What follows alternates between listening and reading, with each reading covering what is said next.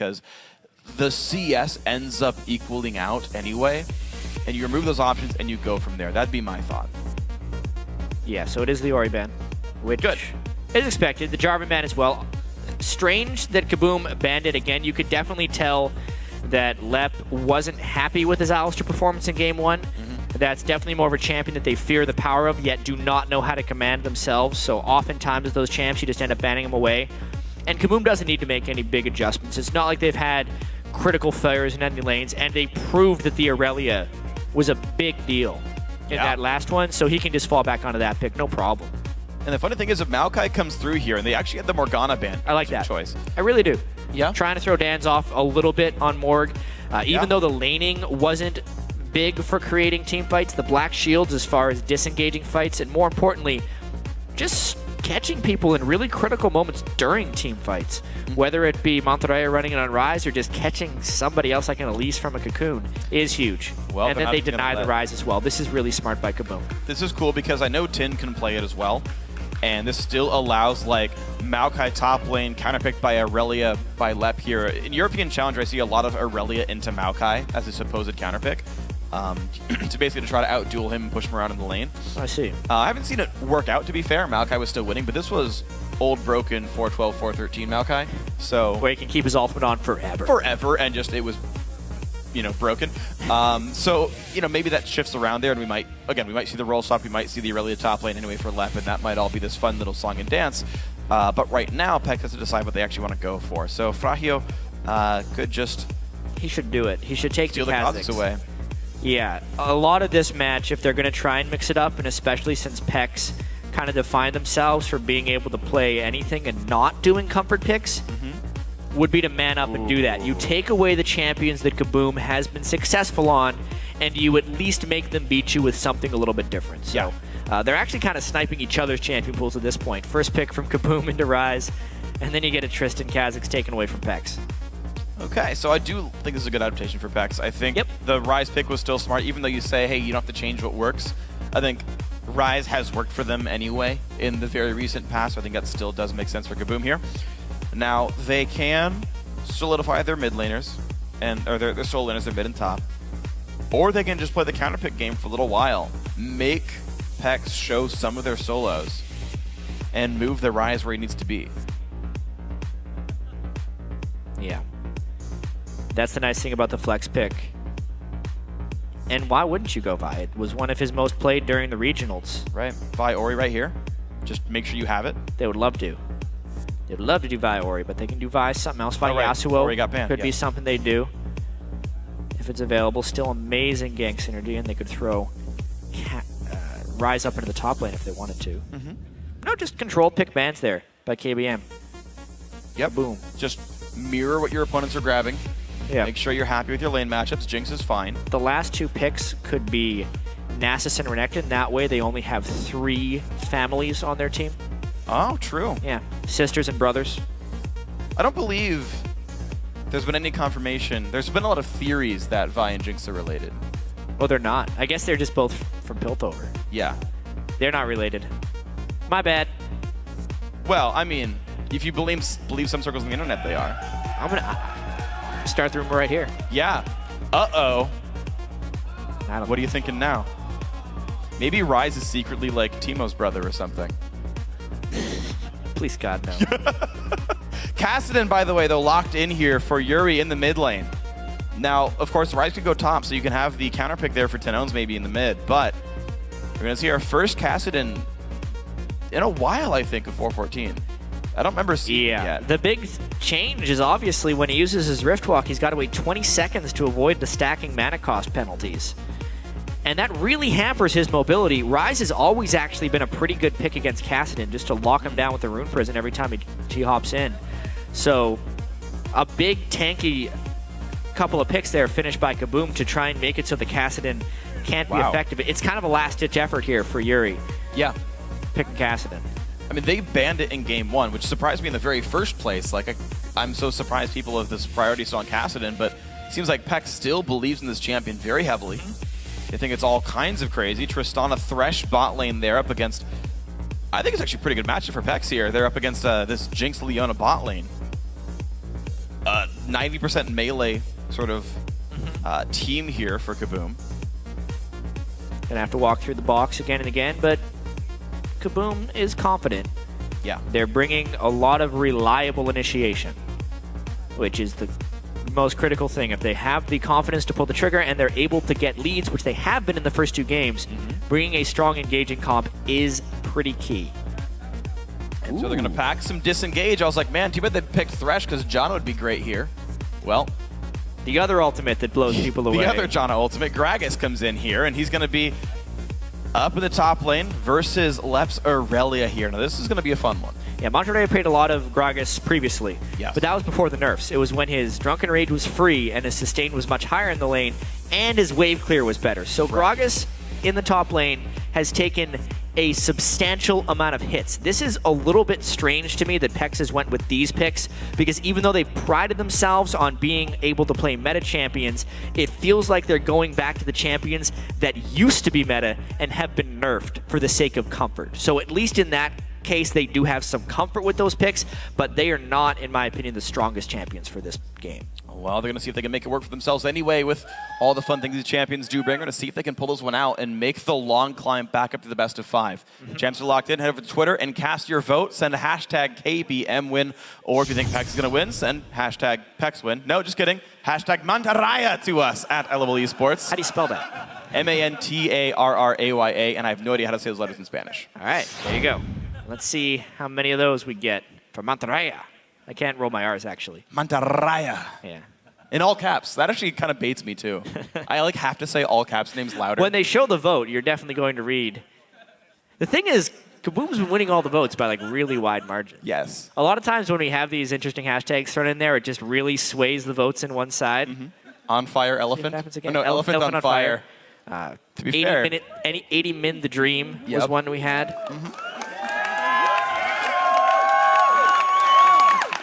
That dream was not realized again, though, unfortunately. 45 minutes. The sadness. At least they got more than halfway there. Yeah. So that counts for something. We are now into Game 3. It could be a decider. In fact, the entire rest of the series will be match point, World Championship trip point here for KaBuM from Brazil. They had an incredible road outside of the kind of out of the Brazilian qualifier. Yeah. Beating a bunch of favorites on the way, but they made it. Yeah. For those of you that actually didn't catch the very start of this series, I think it's worth telling this story again because it's really quite remarkable what has happened over at the Brazilian regional qualifiers, because there was this kind of infusion of big name Brazilian teams bringing in Koreans to try and improve their play. Right. So there were 2 big teams that brought in multiple Koreans. One team, K-Stars, brought in 2 Korean players and a Korean coach in McNoon. And they were the big favorites for most of the tournament. KaBuM ran up against them in the semifinals and quickly 2-0'd them. And neither of the teams that had imported the Korean players were in the Brazilian finals, which was kind of this huge rallying call for the guys that were in the finals here. And then KaBuM continued their miraculous run. They 3-1 the finals after losing the first game, and they've just held their momentum throughout this. And they're hoping to get that berth in Worlds. First South American team, first Brazilian team in the World Championship, and that is kind of the weight of the pressure of their entire country on the shoulders of KaBuM right here. PEX, a fairly new team. They all moved down to Uruguay instead of practicing. Yuri and Frahio put the team together. And it was cold. Yeah. They actually sacrificed a lot of practice time to get literal wood to heat their house with fire. And here we go. So, can PEX pull it all the way back in this best of 5? They've had a lot of glimmers of greatness. They've had these weird fights that go in their favor, these random picks, these really cool moves that most teams wouldn't expect out of them work out. It's kind of the story of how they even got here in the first place. The LATAM regional finals were against Lion Gaming, who was expected to win. In Game 3, it was a best of 3. They were down 5,000 gold. Even in the laning phases, they were losing the laning phases substantially, and they just kept picking up these kills just again and again when they needed to. And then they got a Lee Sin Baron steal from Frahio, and that kind of turned the game around for them. They rallied, they won Game 3, and that's kind of why they're here. But that's the way they play. They're not the team that dominates you in the laning phase and then just constricts you with pressure and map rotations and outwards you. They're the really scrappy, all over the place team that wants skirmishes and wants to pick up kills in the most unorganized way, it almost seems. And it almost worked for them against KaBuM in Game 1. The team comp here with Gragas and Kassadin kind of showed that they want to create that environment for Game 3 here. Jeez, almost got the flay there on Minerva. Could have had some really good damage out of Bad Milk and Mega JP, but they're going to be forced back here. Mantarraya is winning against KaBuM. 1v5, flash in, Bad Milk plays late actually. There's the exhaust onto Minerva, and in comes Frahio. Can they get the damage? There's the smack back in. In comes Vi. Danagorn gets first blood, and suddenly PEX forced to run away from this one. That gank took so long to develop. It was nice that they were able to go in for the flash flay, but that needs to happen the instant the Kha'Zix approaches for the gank. It happened a good 5 or 10 seconds before Kha'Zix could be involved. Danagorn beat them to the punch. He had a nice flash vault breaker, and it turns the first blood around. So beautiful stuff. KaBuM already off to a great start. 800 gold up. Now you're seeing Yuri smartly playing very far back. He's got to be afraid of this Ryze Vi combo, though. The top lane, Gragas Aurelia in a battle. Let force one away. Body slam flashed away from. And this is Aurelia losing a lot of health. Another barrel's going to land. And Manta Ray doing well. Good hook. Stops Dan's.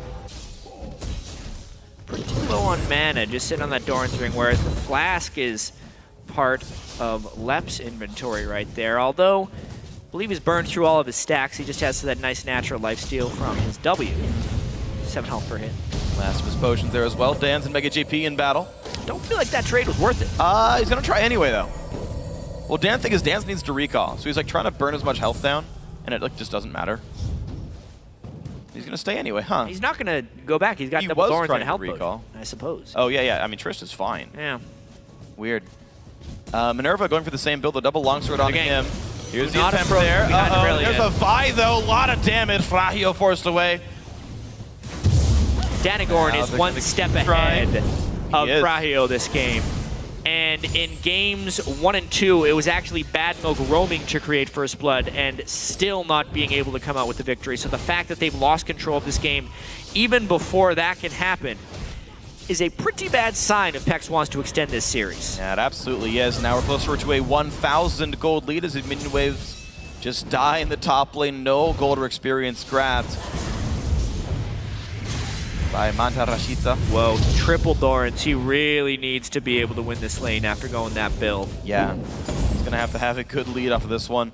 It makes sense with the new Gragas, though, to make him work here. More mana. Yeah, he really struggles with mana and wave clear to keep up with that. A lot of CC. Good play even still, but Bad Milk at 100 health. The shield's not going to be enough. Kill picked up by Minerva. He's got to run away from Mega JP, though. Rocket Jump comes in late, though. Barrier comes in. 2 hits from the kill, but the stun comes out from Leona, and it's not going to be enough damage. Now Frahio comes in mid lane, but Danagorn already there to stop him. Nothing picked up. It seemed like Minerva switched to Rockets there to temporarily outrange the Trist and save those last few hits. So if that actually worked the way he wanted it to, that was one hell of a mechanical play there by Minerva and Dan's. 2v2 double kill, just making it go from bad to worse for PEX. And the top lane's also getting pretty rough. Lep jumps in, dodges a barrel from Mantarraya, and does even more damage. Now the Dragon going as well. Already a 2,000 gold lead, negative 3,000 gold lead. KaBuM are playing their best game of the series so far.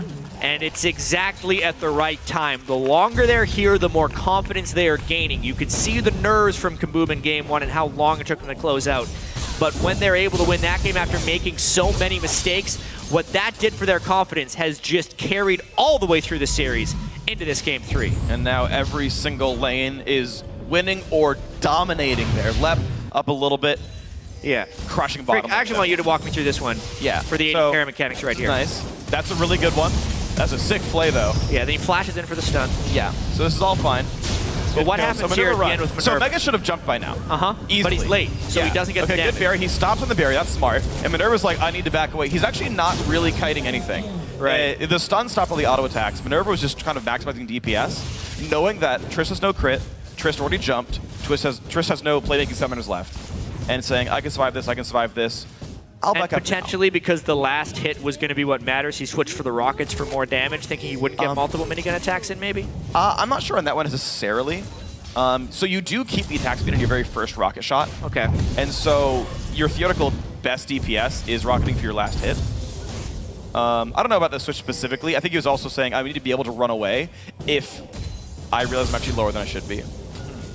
Either way. And then he was at max range and he got to walk out of wrist range. But Cassid and Rome comes in. Lep's got to be careful. Nice jump away, but I think he's got nowhere to go really.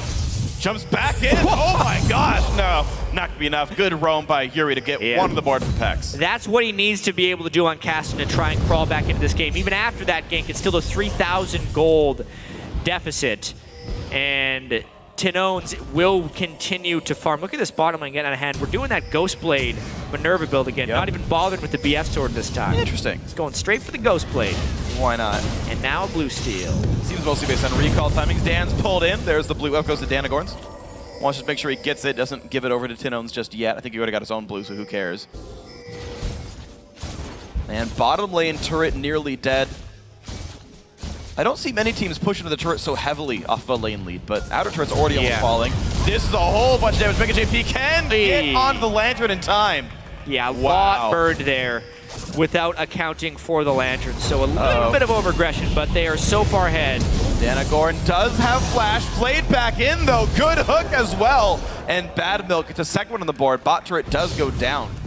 PEX wants to create as much chaos as possible. Yep. So the more things that happen like that, the better it is for PEX. Getting another kill on the Frahio is also very good. He needs to be able to control this map. He's evolved his W for a little bit of extra wave clear and poke, but no jumping resets. I'd say that's better in this case because he's very unlikely to actually get resets when they're down so much gold, and instead needs to focus on the first kill. Uh-oh. Suddenly Dance is here. Every single time Frahio ganks, someone's there to stop him. Has to throw the spikes out, force the team away. Oh! Minerva! Minerves of Steel takes down the cross-map rocket, and this could be a turret kill. That really sucks for PEX right there because the big minion wave is there as well, and there is just pitiful wave clear there in the mid lane. That is turret number 2. All right, quick game. Oh my gosh, the stun comes in as well. Frahio forced away. And right now, KaBuM are playing the most aggressive game in the series. And that is just indicative of their comfort level. Nearly 5,000 gold, 10.5 minutes, and now they're trying to rotate up to punish everyone. They put some deep wards in to try and ward against the counter ganks. That's 4 strong people up in that top lane. Let's see if PEX can counter it. This is kind of the chaos they would want, but they just do not seem to have the firepower to stop it. Yuri's not around just yet. Frahio's going to take down a couple of the golems. Mantaraya's around, but the ward's going to spot everything here. They know it's a 4v3. PEX has to back off of this one. 3 outer turrets down by 11 minutes here for KaBuM. So soon for losing these turrets. And the Ghostblade Trist looking pretty strong right now. Aurelia as well outforming Mantaraya. Despite all the hashtag support, it's looking bad for PEX. I actually like this change. I'm thinking about why it might be they're killing turrets much faster than normal. I think it's the Kassadin. They're basically removing all the options for Yuri to sit back and get the farm. There's just, like, Kassadin sucks at wave clear, especially early game. You're just like, no one can deal with this right now. It's also the strength of bottom lane just leaking to the rest of the game. Yeah. The 2v2 double kill and the turret, where are they going to go next? They haven't had to spend time in the bottom lane. It's been Minerva who's been the participant in all 3 turret kills. So it's Leon and Jinx kind of leading the way up and down the map, and then them not having the wave clear or the map pressure to match. Exactly. Not to mention all 4 champion kills as well. Tinones going to walk into the enemy team. Bad Milk going to root him in place for a little while, but by the way, Solar Flare, another rocket. Minerva keeping the 100% kill participation. Mega JP now is in a pretty bad spot. One more hit, and Danagorn claims another kill. Now 6-2, 12 minutes in. Yeah, the snowball is turning into an avalanche right now because just KaBuM is absolutely everywhere. A 4-0-2 Jinx at the moment, happily participating in all these kills. But everyone else is just freely piling on. There's so much confidence right now with this. I mean, just think about this. They're going for Trist, but he sees Bad Milk on the way. They think, why don't we just go for 2? Bad Milk is the guy I'm in range in. I'm just going to start spamming.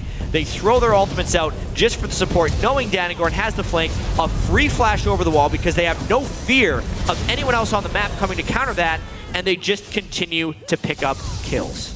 Yeah, there's just no chance for Yuri to roam around the map and make the plays you expect Kassadin to. Just being there is sometimes enough for the champion. Not happening right here. Massive lead, 6,500 gold for KaBuM at 13 minutes. Gigantic advantage here. Yeah, another dragon coming too. Yep, that's going to be more gold going KaBuM's way. This is the KaBuM think the Brazilian fans expected to see in the first place. And this is a KaBuM that could theoretically do well at Worlds. It's hard to tell how much of this is KaBuM playing better and how much of this being sort of PEX shattered. I mean, some of this comes down to best-of-5 psychology here. KaBuM has played in best-of-5s before. PEX qualified in that best-of-3, and if you lose the first 2 games, a lot of times you're just mentally destroyed. It's very hard to try and come back in that. Plus, you get to see the demolition of a team throughout 3 games. Strategically, you don't want to get beaten by the same thing again and again. So a lot of times when you pivot or try and come up with a new strategy, it's just way worse than your first strategy. True. And you end up losing by a substantially larger margin. And that's always the thing to look at, right? Is I've seen all the comments on teams where it's like, oh, you know, why not change your team comp? Why not ban everything away? And it's like, well, sometimes the first ban phase you had was the right one. Sometimes you had to get rid of that Vi every single time. By the way, Danagorn's Vi is pretty good. You know, sometimes you had to grab that Rise early every single time because look how good Tin is at that champion. Like, sometimes it's how the game works. Is yeah, Plan B is never going to be as good as Plan A, and if Plan A doesn't work, you're out of luck. Yeah, how many plans can you really come up with? Because you don't go into a series thinking, all right, what if we lose the first 2 games? Let's have that ace in the hole. No, if you're an underdog coming into a series, you use your stuff right away. Yeah. And that's what PEX ended up doing. Monterrey not having fun here. A lot of damage comes through. That is Danagorn getting another kill. 3-1-0, finally breaking Minerva of his perfect kill participation in this game. There is a reason the Danagorn's junglers during the qualifiers were Jarvan and Vi. He is looking really strong on Vi. But maybe they can take down Tin. A nice box, a nice play. That is 1-for-0 so far. Good exhaust. He's ISO'd. Being chased down by Fragio. Can he make the kill happen? Looks like Rocket Jump says yes. And that is 2 kills for nothing in the mid lane. Yeah, and KaBuM was overexposed, overstretched right there, just trying to take the top turret while sieging the mid lane a little bit more than they could chew. Their gold lead is still substantial, however, and I think that is a minor setback in the greater context of things. Still a nice move there by PEX to try and pick up a few kills. They got a little something there. Mega JP just going to walk through. That's a big Gordy missed. We'll live another day. Yeah, I mean, look at this. They have 2 people up top lane, so it is a 4v3 that they're engaging in underneath the turret, so they can't actually engage on the back line. They're completely defensive there. Dan's the Leona ends up way too far back. He needed to somehow end up next to Minerva so he could stop the isolation and stun the people hitting him. Instead, though, PEX makes a nice little collapse, but what's that going to do? Mega JP has an Avarice Blade right now, and there is nearly an Infinity Edge and a Ghost Blade on a Minerva. Oh dear. That is a significant lead right there. He's sitting on 2,500 gold. Okay, so... Just to go back shortly. Shiv costs them 1,300 from where he's at. So he's got like the pickaxe afterwards. Yep, that's going to be what he gets, unless he decides to go boots. No, pickaxe. The Fury's got boots. 1, or are you saying boots 2? Like a boots 2, yeah. Okay, yeah, sorry. Yeah, I haven't seen guys go boots 2 in a while. Like, it seems to be a really late pickup for a lot of AD carries. Usually like 3rd item. Which is alright. It's fine. It's just, it's all about power spikes anyway in the first place. KaBuM, though, still playing aggressively despite that one bad fight. Bot lane tier 2 under fire. Great damage coming out from the Jinx right now. Minigun doing nice. A little bit of wave through there from PEX, and the turret stays alive, but losing health pretty quickly every single wave. And it's 4 turrets to 0. This is, while KaBuM has given up a few kills here and there, the style they're playing is indicative of a quick game. PEX trying to flank. They might get a nice Crag Assault. It depends on the peel. Danagorn pushes back Monterrey. They get up 2 back in, though, and wow, they picked up Minerva. PEX going for everything they can right now. Tin takes damage. 1-for-1 so far. The re-engage from Danagorn. He will fall down. Mega JP in the wings. Oh, he's live! Walk away after the Rise kill. 3-for-1. The chase, the hook on the dance, the box as well. Left going to be the only man alive in a second as Yuri gets out as well. This is going to be an ace for 1 kill for PEX unless Left gets one. And then tries to walk away. Can't be more than that, though. 5-for-2 to PEX, though. Wow, I mean, that's the PEX play. Wide left, unfortunately. They somehow win fights when you don't expect them to, potentially based on the other team's overconfidence. And here, Minerva's at half health. And oh, no. I don't know how that happens, but it does. He just plays with the pixels and somehow pulls the AD carry. That's the start of this one, meaning the sustained damage gets focused out right away. Rise is pretty much out of that fight as well. Mega JP makes a lucky little hop back over the other side to stay alive. And then the Rise kill. They didn't want to run from the Kassadin for too long here, and they end up sticking around still. Just to show you how far behind they really were, after a 5-kill ace, 5,000 gold back. Yep. And they still can't even get the minion waves past the river right now. Still no turrets, still no dragons. PEX have a long road ahead, and you're seeing what objectives can mean for the team. Like, you look at these lanes, the CS is all pretty close, right? It's within 5 or 10, no big deal there. But when you have every dragon and 4 turrets, right, there's the lead. This is one of those games where the CS is only even because KaBuM has left lanes to create objectives, which wasn't necessarily true in the first 2 games. However, you know, that ace that KaBuM just suffered will probably curb their aggression substantially. Yeah. The problem is, though, their team is all in. Yeah. And that's kind of hard to do against Kassadin if you don't have good ways of turning back around against him. The map also spreads out a little bit if they can start wave clearing you and stopping your all-in pushes, right? The last... Whoa, whoa, whoa! This is a knockback left, though, but he is barely tanking to get the damage anyway. Rocket comes and grabs Mantarraya, though. 1 for 1 as the top laners go down. Mega JP does get caught. 2 for 1 so far. The chase for Danagorn. Slow's going to land it to Frahio. He's going to be going down really quickly. Does not have flash. There's the Rune Prison. 3 for 1 to KaBuM. And now Bad Milk does not get the play. Doesn't get the slow. He's out. You got to say Mantarraya really overreached right there. They're still at a substantial deficit, and even if they had a person somewhat isolated, the rest of the team is really close. Yeah. So flashing in for that Gragas ultimate, not ideal. If they could have gotten the Thresh Hook, it would have been a nice ult afterwards, but then they just pressed a little bit too far. And then just to farm that lane, they're putting themselves at a pretty big risk. Uh-oh. Jumps onto the Lantern. He'll be fine. Nice. All right. Nice move. They stay safe a little bit, but yeah, the thing is, because the gold's so far down, you can see it in terms of power spikes. They just couldn't kill the Irelia when they pulled it. Yeah. Not quickly enough. So right here you can see, oh man, he overstayed for the pink ward. Let's get him. As soon as he dodged that, it's over. PEX, go back, go home. Mantarraya flashed in, and you can see KaBuM was actually waiting for the turn right there. So much damage gets turned around, but just the Irelia and the Jinx Rocket, the fight is lost. The 80 carry gets caught afterwards. Yuri doesn't have sustained damage on Kassadin, so they needed the Gragas and the Triss to have a chance in this fight, and they just get completely chased down. And it was such a perfect Gragas ult, too. Brought in the single target you cared about, knocked the entire enemy team away to buy time, but 5,000 gold lead means the Jinx Rocket plus Irelia damage kills the Gragas and trades it, gets Jinx excited, gets the team to chase him. Ghost, though. Tanones, ooh, knocked away the Mega JP. He's going to rocket jump over. 3, 4, and 3. Pretty low cooldown on Ghost. Yeah, and most Rises run 21 utilities, so shortened even further from there. 189. Yeah, it's only got, it is 189. And he's got 160 seconds left on that guy, so about 2 minutes and 40 seconds from now, do that same song and dance again. Tristol shorter cooldown though, so not exactly a song that Tin wants to hear again. Yeah, it's true. Get off top 40 radio. Danagorn is gonna start the aggressive ward coverage game though. He clears away a pink ward defensively from PEX. And let's see. So KaBuM hasn't really succeeded on the pushes, interestingly enough. No. They've really been slowed down. So I want to see in the face of adversity, what's next for them? To continue to go in, but just not do it right in front of turrets. You can see how PEX is getting more aggressive right now because they've gotten a few kills.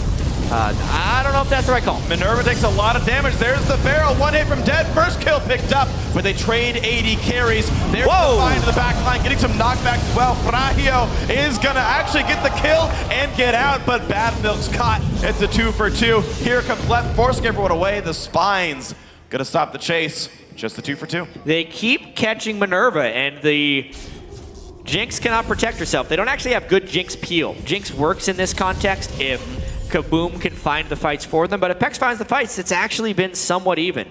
That one, though, was a 5v4 at the beginning because Minerva was in a bad spot, and they can counter push because of all the health they have left after that fight. And it looks like left is going to be enough turret damage to take that one down, and turret number 5 now comes in for KaBuM. Mikhail's Crucible will be done soon for Dan's. That should help Minerva a whole heck of a lot. Yeah, check this out. Minerva was just trying to move through. Oh, he sees. Oh, man. There was a ward there. He, of course, didn't see the ward. So that was his perspective right there. Dead before the fight happens, but then just because Danagorn followed Fryo so far back, he gets him pretty low. He's able to escape. Really a very close fight, despite a great initiation by PEX. And I just want to point out that the Kassadin pick, 3, 1, and 8. The obvious big point of power here for PEX. 90+% kill participation, 11 of the 12. Clearly it does still work, and you're seeing basically, it's like that's the PEX style, right? Is this weird X factor. Just things happen. Kassadin is kind of like the king of things happen. Jump over wall, slow you for 90%. Gragan shows up. If dead. there is somebody to chase down, probably want Kassadin to do the job. Yep. He'll catch him for you. The question will be, though, whether he can do enough damage later in the game, and whether he can continue to chase without getting collapsed on. But speaking of chasing people down, they are really trying for left right now. The team not there to defend just yet. They saw plenty of people bot lane. That's both the Kha'Zix ultimate and what would be a big chunk of Yuri's mana if the fight were to happen quickly afterwards. But it's also a big tell on where they're investing their map pressure. And KaBuM doing a good job to steal a blue buff and try and push this 5th, 6th turret of the game. That should be dying very quickly. Even wait to get the blue buff over to 10 owns, and down goes the 6th turret of the game. KaBuM 6-0 on turrets and perfect on dragons. Yeah, as many times as they get pushed back, their objective control is exquisite, and it's just so much mounting goal for their team. You can only land so many hooks and get so many casting kills if you cannot protect your own buildings. Yuri's still trying, though. Zap's going to hit Manta. Nothing else quite grabbed, though. 9,000 gold game. We've been around that mark for some time now. But KaBuM, I mean, 25% gold lead here is a significant margin when you're that much above your opponent. And they have been finding those sort of split push victories. Like mid lane turret went down not long ago. The bot lane off of the attempted sort of dive from PEX. And now I feel like the easy step is for KaBuM to play together and play the Baron control game. And just not get Kassadin. They just ward around a little bit, wait for someone to check, lead with the Leona ult, and charge. Is basically KaBuM's strategy from here on out. And you can see them going to set that up right now with sweepers and pink wards. Couple pink wards in inventory is going to try and set things up, and they're already starting to black out that spot. With a pink ward inside, they know there's no immediate vision. It's just a matter if they got seen coming by, and it could be down to a Baron steal, but that Baron is going rather quick. PEX needs to find out. There's hook on the Dan's. TP comes in. They go right in onto Frahio, and he's gonna die first. Baron's still on the map, though, but that Rocket's gonna claim another kill. That is 3 picked up so far. KaBuM win that battle handedly. Now Danagorn gonna grab the easy Baron pickup. That is a 3 for 0 plus a Baron for KaBuM. Wow. Minerva couldn't even hop over the wall, so he was just trying to assist with his zap and his ultimate. Baron nearly killed him. That's how strong KaBuM is when they decide the fights right there. Do not even need the 80 carries auto attacks. They get the Baron and they regain control. Yep, they got the Rocket for a couple of kills. 7, 3, and 5 in that Jinx, despite being caught out a few times here. Doing plenty well for himself. Highest kill participation as well, 12 for the 80 carry Minerva there. The caster Jinx working so far. There's a jump on in. You can see. I mean, kill the jungle first. You can see the ultimate over the wall as well, landing on a lot of them. Leona's able to make it over. It's just the Rise landed so much AoE in there, and all of the spells from Jinx actually landed pretty nicely. It was as clean a fight as they have got this entire game. And it really just showed you with their gold lead and their damage output how lethal they can be if they do not get caught off guard by PEX. And now I think they can finally play as Siege and have it work. They've picked up some more items. They have actually changed up some of their builds. They want to stop this dragon from going down as well. Oh my gosh, Danagorn's going to try. Ulti comes out, spots him. Smite battle. PEX not even going to try here. If they lost that fight, the game would be over and their chances of World Championship would be completely gone. It may be already over, though. It might be slow onto Frahio. Can he get away? Dan's is still around. There's the Eclipse, there's the W. He doesn't quite land it, but Danagorn is. He presses R, and that could be bad for Kha'Zix. 1 for 0. Tenons gets the kill. Is this the game-winning push? Here comes left. Wrong way for Rise! Mandaraya goes down. Bad milk's gonna sour as well. 3 for 0 one more time. Left goes in for Mega JP. Minerva gets that kill. Only Yuri's alive, gets away from the zap, but only one person stands in the way of KaBuM, punching their ticket to the World Championship. They don't even have minions for that inhibitor turret, but they're going to be able to take that one down. It's only 28 minutes left, so I don't think they can end it on this push, but they have all but secured their trip to the World Championship. 18,000 gold lead, 28 minutes in, and 7 turrets to none. I don't know how you actually keep yourself from pushing the Nexus right there, because you're like, oh my gosh, we're about to go to Worlds. Oh my gosh, we can't close it out yet? They seem pretty in control right now. I mean, look at their faces right now. They are laser focused on what they need to accomplish right here. That's impressive. Keep in mind, they have been playing a lot of competitive games over in Brazil, and the stage for their regionals was rather epic, so they have regained themselves. This last fight was just about charging right at them. Dan's tries to land as many spells as they can, but one initiation after another. Assault and battery into Tinones. Lep is trying to flank around the other side, and PEX can do nothing but run away. Monterrey tried to peel, but he only led to his own team's demise by making Tinones even closer of a threat. Lep continues to chase in. Minerva still had his flash, and it was just a massacre right there. It absolutely was. 17,000 gold lead before 30 minutes in. KaBuM have just been incredible this game right here. They're starting to tank up as well, so they can dive some turrets. Randuin's Omen done for Dana Gordon. Lep has a Frozen Heart. Pushing this game likely not difficult now for KaBuM. And they go mid lane with bottom inhibitor already dead. And they have the initiation, that's for sure. Just a matter of whether or not they can risk getting isolated by a Gragas ultimate. They kind of want Aurelia with them here, but they're trying to set up a split push, slow and steady, respecting the AP Gragas wave clear at the moment. Lep kind of, you can see him jumping up and down a little bit in his chair, just wanting to get the fight that'll win them here. Winning the final game without giving up a single turret really speaks to domination here in this international wildcard. Well, here's the attempt. Got a lot of damage coming down from the Jinx, and down goes Kha'Zix, 1 for 0. Here it is. The dive in, they picked up 2 so far. KaBuM inside the base. They're gonna find Mantarraya. He's gonna be going down. And now on to the Nexus turrets. There's number 1, there's number 2. It's gonna be a 3-0, and KaBuM Esports from Brazil are going to the World Championship. Congratulations to KaBuM. They made it all the way from Brazil. They took the long trip here to PAX, and they destroyed this best of 5. 3-0, with the last game being the most dominant. 0 turrets given up, 0 dragons given up, 0 barons given up. Double the kills of the enemy team. Honestly, a dominating performance from start to finish. Yeah.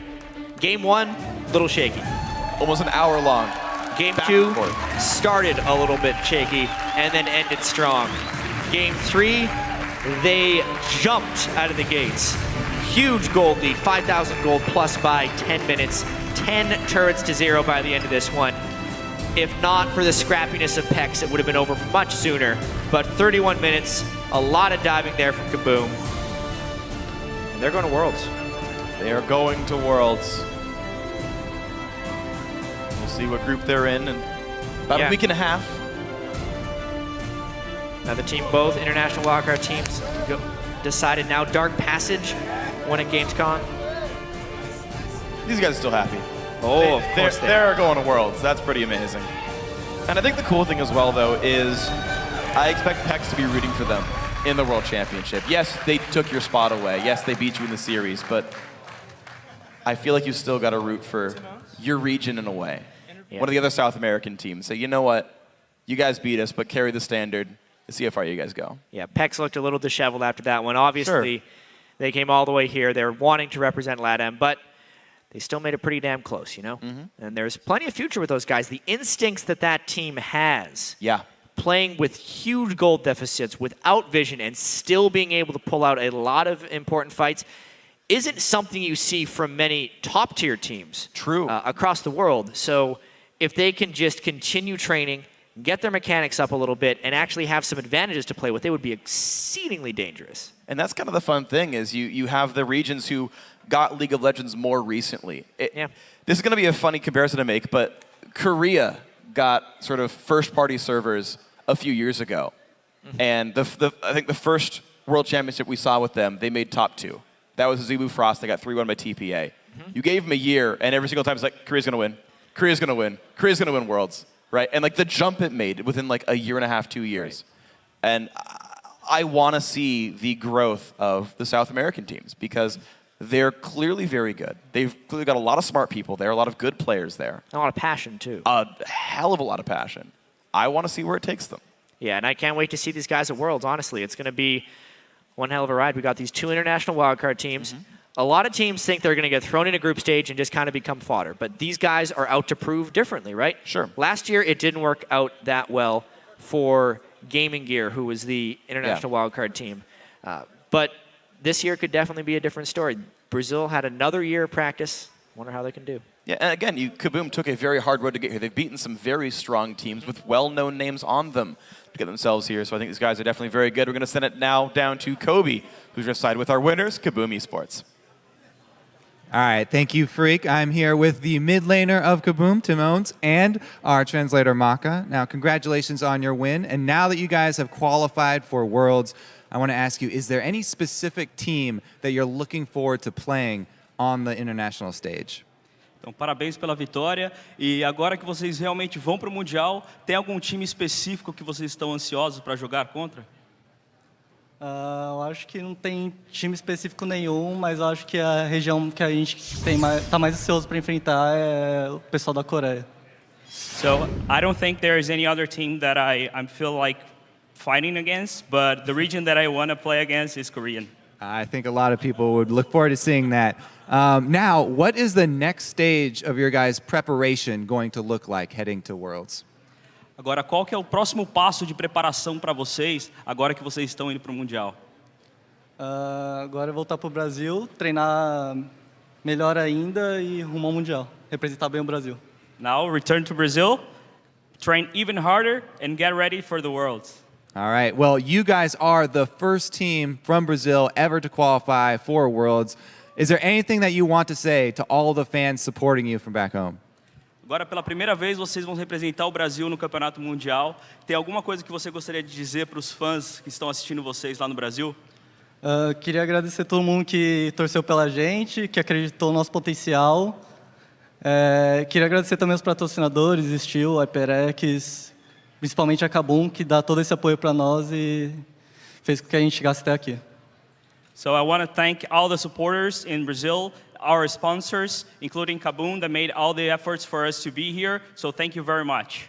All right. Well, congratulations once again. Now we are going to send it back over to the analyst desk. Thanks, Kobe. Now, the boys from Brazil have locked their spot at the upcoming World Championships. So, gentlemen, what are our takeaways from today? Well, 10 owns. That's my biggest takeaway here. Minerva loves that Ghost Blade so much. The Ghost Blade Super Mega Death Rocket down the mid lane made me laugh so hard because it did so much damage. He didn't really care that he had built that item like over a BF sword. And then he just rushed down the mid lane, and he loves getting resets. I think they're a very aggressive team, but they have some nerves at the start. So I'm looking forward to seeing them at Worlds because they have beaten Korean players before because there were some that came over to Brazil and a team that was coached by a Korean. So they're going to get more of that like authentic just 5-man Korean squad and see if they can hold up against that because I'm very interested to see how they do, especially with that Ghost Blade.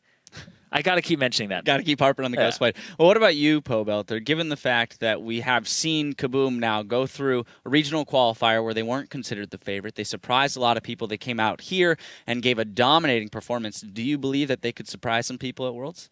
I think that they will have some difficulty trumping some of the more world caliber teams, but they did show a good performance today against PEX, and so I'm sure they're very happy about that, and that hopefully they can carry that into Worlds and surprise some more people. And Zyrene, any thoughts on that? I mean, you already spoke a little bit about the fact that they have some practice against the Korean teams and things like that. But just as a region, as they grow, what do you think that this trip to the World Championships is going to do for that region in terms of their growth in esports and things like that? I think for KaBuM, they're going to get a nice dose of international competition, which is something that they haven't gotten in Brazil or haven't had in Brazil at all. So it's something that I'm very interested to see what they take away from it, because this is a thing that Freak talked about, where they got the servers, they got League of Legends pretty recently in terms of comparison to North America, but they're already at this level with it. And the fact that a lot of them are still kind of like, what is the meta? And when I was doing my research on these teams, it was actually quite surprising that when I talked to people who were researching them, they were like, these guys actually play meta. For the most part, they play meta champions, which was very surprising for this region. And that means that they can compete with other teams that are playing the meta instead of bringing something completely different, where it's like, oh, it's the Brazilian style, where they bring out the Mordekaiser mid or something like that. No, they're playing meta just like you guys, and they're just trying to be on that same individual skill level. So I think it'll up the region's competition. I think it'll make them thirstier to return there. And I think that KaBuM is a great representation of what it's all about, because it's a big underdog story too, because they finished 4th. They finished the last place that could make it into playoffs, and they came all the way through. Well, I'm sure the Brazilian fans and all their fans around the world are going to be celebrating tonight as they put up a pretty dominating performance. But let's see who is going to be joining KaBuM at Worlds. Now, from the European LCS, it's Alliance, Fnatic, and SK Gaming. And from GPL, it's the Taipei Assassins and AHQ. And taking the other international wildcard spot is Turkey's Dark Passage. Next, it's Samsung Blue and Samsung White from Korea. And last but not least, it's Edward Gaming from China. Now, to share some thoughts on today's action, let's check in with Freak and Jat. Guys, how you doing over there? Great. Pretty well. All right. I'm glad to hear that. I want to get your impressions on the latest team to make it to Worlds. Talk to me a little bit more about KaBuM. You want to go, Amigo? Yeah, I mean, the biggest thing, I actually almost want to disagree just a little bit with Zyrene, because even though they do play meta champions, these guys are clearly most comfortable when they're playing their comfort picks. Aureli in the top lane, Jinx is an AD carry, and even Vire Jarvan on jungle. And I think if they just try and build off that, they can be a curveball to some teams at Worlds, and I think that's their best chance. I actually just agree with Jat with this one. I really think if you bring your own style, especially if you're an underdog, it's helpful, because no one's going to really research KaBuM. Like, you'll know their picks, but you're going to really know their tendencies, and that's actually, I think, their best bet, is to play their own Brazilian style. All right, so Freak, we've already mentioned a little bit the fact that they could be a curveball at Worlds, but realistically, what kind of an impact can a team like this that is so new to the international scene have at a giant event like Worlds? So realistically, I don't think they're going to win Worlds. I don't think they can make a top 4. Like, they're not Samsung Blue, they're not Samsung White, they're not Najin White Shield. They're going to have a hard road ahead. With the right group, maybe they get out of groups. There's a chance. They make the underdog story. They get out to quarterfinals, maybe. But I think it's a really tough road. Yeah, I don't think they win by mimicking other teams, if you put me to it. If they have a chance, it's because they can play a unique style. All right, well, today's games have just been an appetizer of what we're going to see the rest of the week. We've got our semifinals tomorrow. What are you guys expecting to see?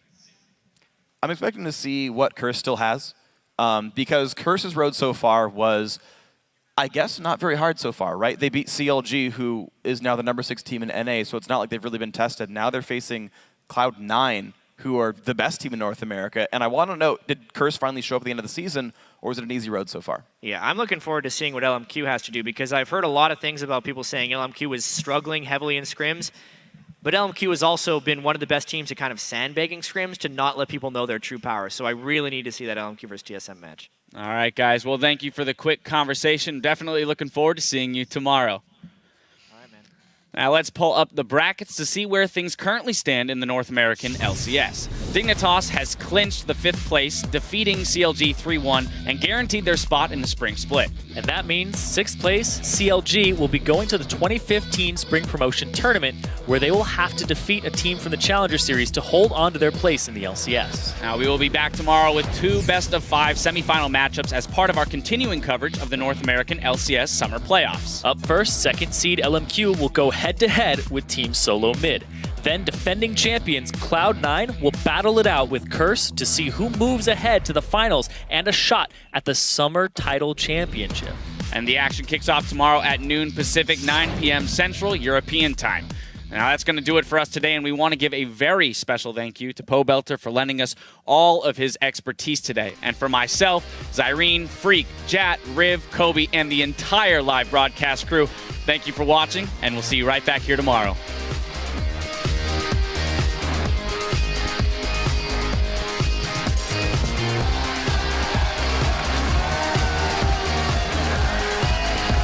We are shifting into gear right away for our first Best of 5 showdown between Counterlogic Gaming and Team Dignitas. Beautiful flash from Link there on the Shockwave, and Shifter will be taken down. CLG is ignoring turrets, and they are dropping Dignitas. PewDiePie in the back line gets face of the mountain. He'll stay alive. Doublet gets the chrono shift. He'll be back up, but they'll kill Aframu before the time even happens. Congratulations to Dignitas striking back, evening up this series. They're going to try and do. Dignitas has been acting much better. What a shot on Doublet. He gets the insect and they get the kill with the Mega Inferno. Oh my God, Dignitas is coming up huge. Dignitas successfully defend the Alamo. Will CLG get it going for broke here? Dignitas is not falling. All the CLG health bars have been nullified. Dignitas takes the Best of 5 series against Counterlogic Gaming. Now we're setting the stage for our next matchup, a battle between KaBuM Esports from Brazil and the Latin American squad PEX Gaming. Mega JP 2 hits from Dead, but he's got a GA. Mantaraya now in the front lines. He's going to tank it up, and they take down Danagorn 38 minutes into the game. Nexus gonna fall, and Brazil is 1 game away from the World Championship. And they go right in onto Frahio, and he's gonna die first. Baron's still on the map though, but that rocket's gonna claim another kill. KaBuM inside the base. They're gonna find Mantaraya. He's gonna be going down. And KaBuM Esports from Brazil are going to the World Championship.